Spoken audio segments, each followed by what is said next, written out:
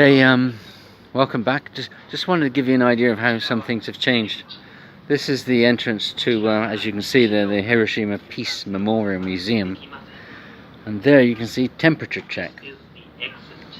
And apparently it's still on this sign, but it no longer exists. And we've seen that in a few places where such things like temperature checks did exist, and you can see where like the machine was or something like that, and like, you know, nobody's using it anymore. And anyway, yeah, so this is the entrance is just around the corner there.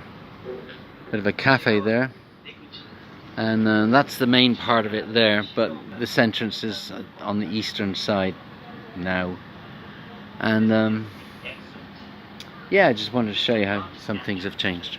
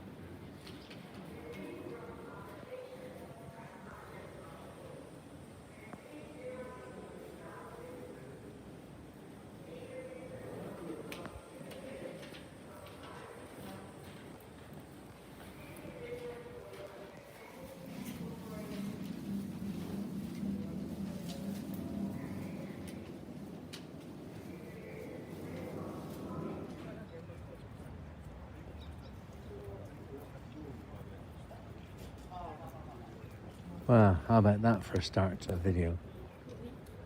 And that's a view that I've seen many times. Normally on pictures, sometimes videos. And let's swing around, see if you can figure this one out. If you haven't already figured it out from that view. Okay. Right, well,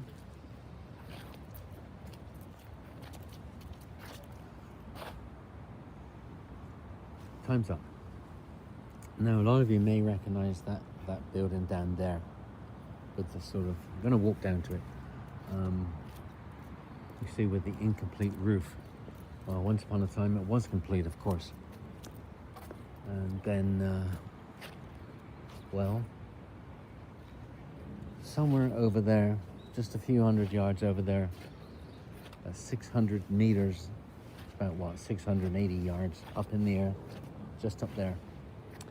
At about 8:15 on the 6th of August, 1945.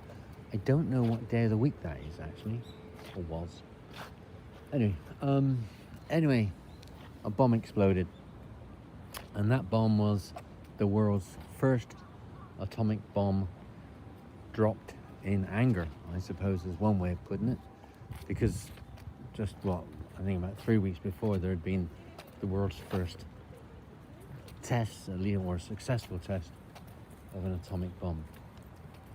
And it was here on that fateful day, just up there, that it exploded. And of course, those things that they're designed to explode at height. They're not designed to explode at ground level, because clearly they do more damage when they explode at height. Anyway, so, and we are of course in Hiroshima, Japan, which had the unfortunate luck in being picked for that place in history. Now this actually just here, I've been in there, spent about 2 hours in there, but that is a museum. So that was quite interesting actually, to be honest. And of course now I'm outside. This is all part of the Peace Memorial Garden. And here's one of those ubiquitous views. Here's the memorial there. You see a flame there, and then just behind it you can see the it's a building that was has been left in its condition, much like, I suppose, the former Coventry Cathedral, or maybe some places in Berlin, or Dresden, or somewhere in Germany. Not sure. Anyway, so yeah, so this is one of these places I've always wanted to go. It's been on the bucket list, and I always wanted to go. So here I am. And Feast is not with me. She is back in the hotel, which is about a 15-minute walk from here.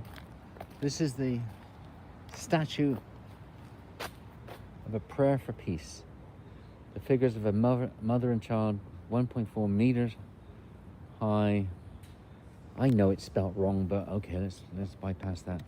Are placed on top of a 1.8 meter high pedestal. Okay, so it tells you all about that.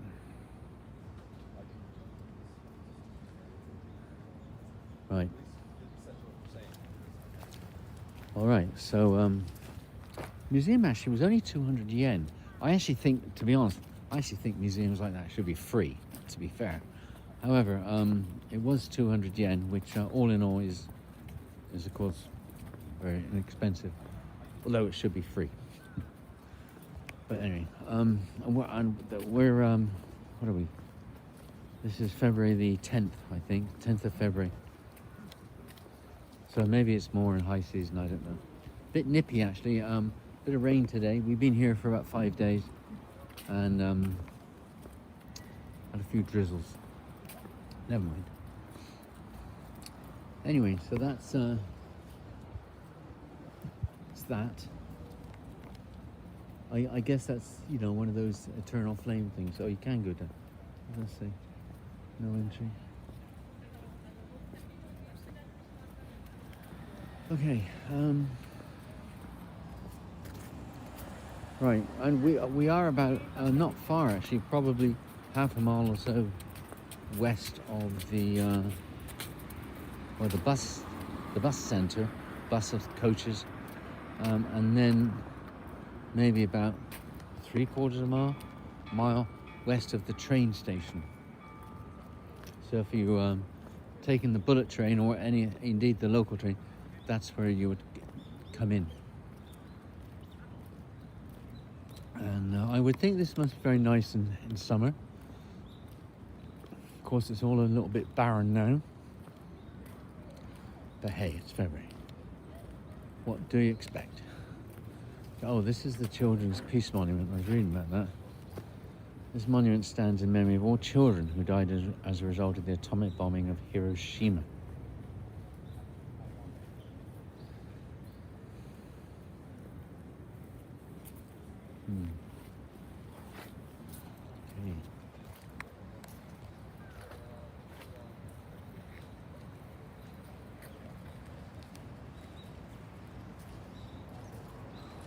Okay.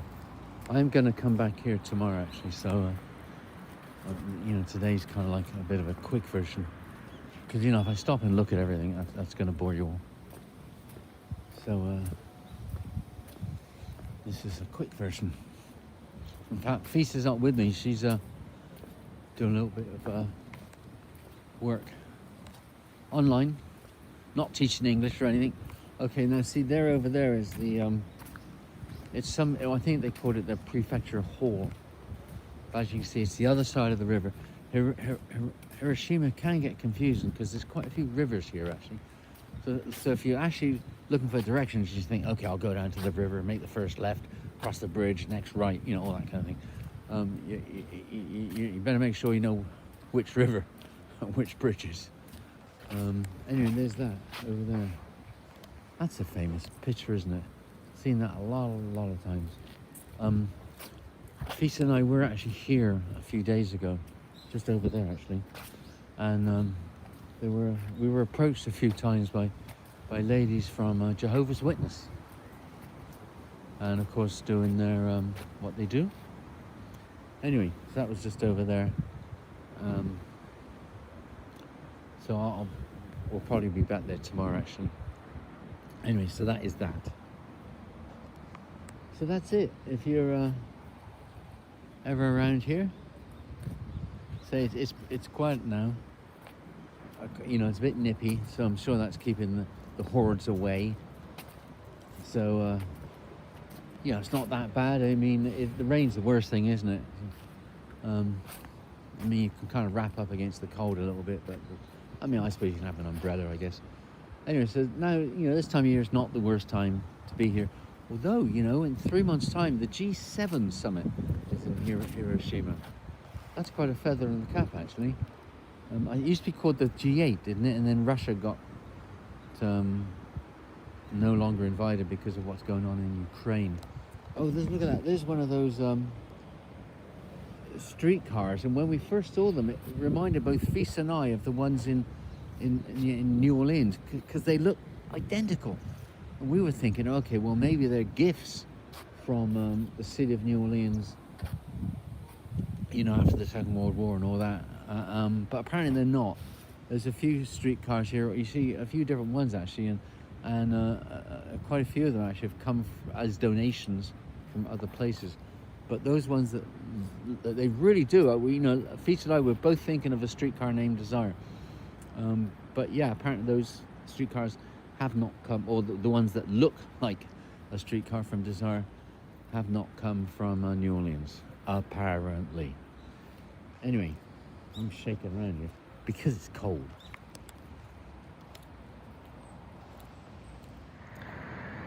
Slightly different angle here, and that reminded me of something. A few years ago I did my paddy for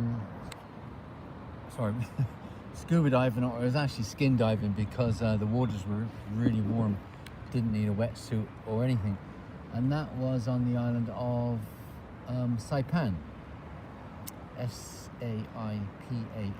in the North Pacific. And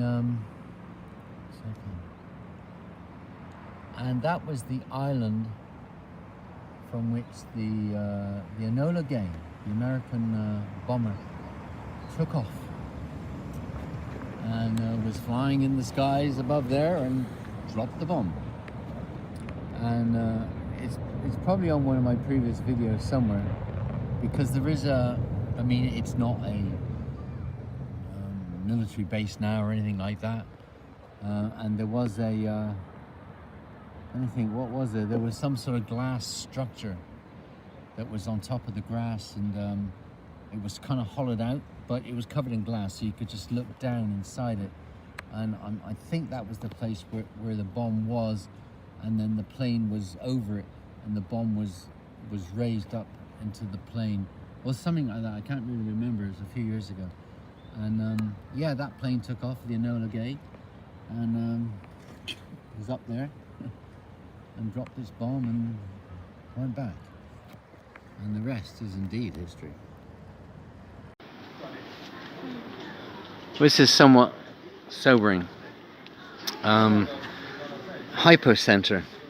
Now, I actually think, strictly speaking, the hypocenter is actually underground, and perhaps they actually mean epicenter. I know they spelled center wrong, but there we go. Anyway, okay.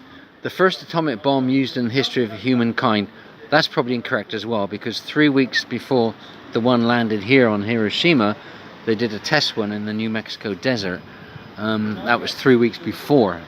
So, it's really the first atomic bomb used used angrily in the history of humankind. Exploded approximately 600 meters above this spot. Carried to Hiroshima from Tinian Island. I might have said Saipan on one of my previous videos. I was on both islands anyway, and wherever it was, I was at that point.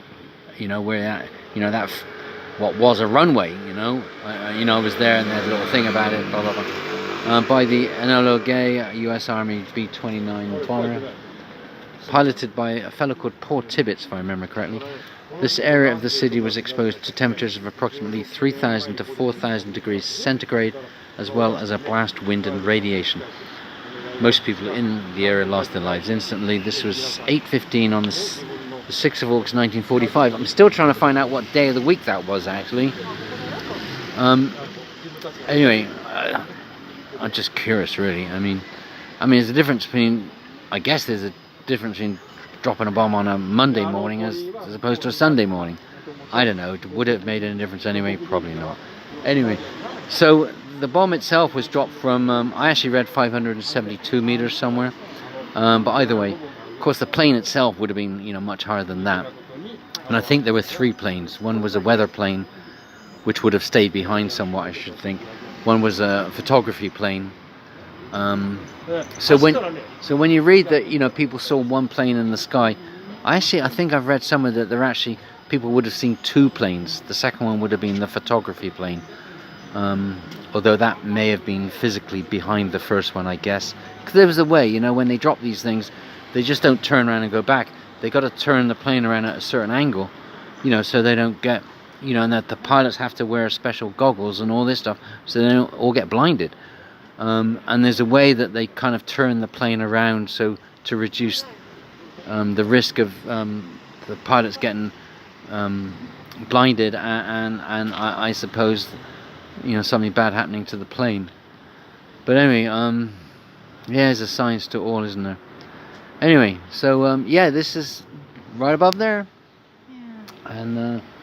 And of course that's for a reason as well. That wasn't a mistake, right? These things are designed to explode at a certain altitude, because more impact. Because if it lands if it hits the ground and then explodes, it's not going to do as much damage. It's just the way it is. Just the way it is. And so this is I don't know the name of the street. This used to be a pharmacy, I think. I read, but just down there. Oh, we just had some oysters down there actually, but if we make a right, go, I don't know, 100 yards or something, then go across to the Peace Park. And honey, you think this is sobering? Yeah, because, I just came out of the museum where I learned a lot of information. I saw a lot of, they have some artifacts. They have, you can see clothes that they found. You can see glass that has fused, metal that fused. But to see where it actually exploded is definitely sobering. Right, albeit up there. Yeah. Right. This is we learned hypocenter, according to a Japanese website, is below ground, so an epicenter. We would call this an epicenter. Yeah, so maybe anyway, Or super epi, but this in the air. But as my Los Angeles born and bred, number one friend, you know what I'm going to say, don't you? Look at the mistakes. Come on, everyone. Look, meters. What's this? Gas meters, water meters, electric meters? What sort of meters? Would they pile a bunch of electric meters on top of each other? Is that... What? If you take it literally. Anyway, oh dear me, sorry, I just can't help it. I'm taking the piss, right? Yes. Anyway, dear. Anyway, so we are going back to onwards actually. It's a good video. You should take it.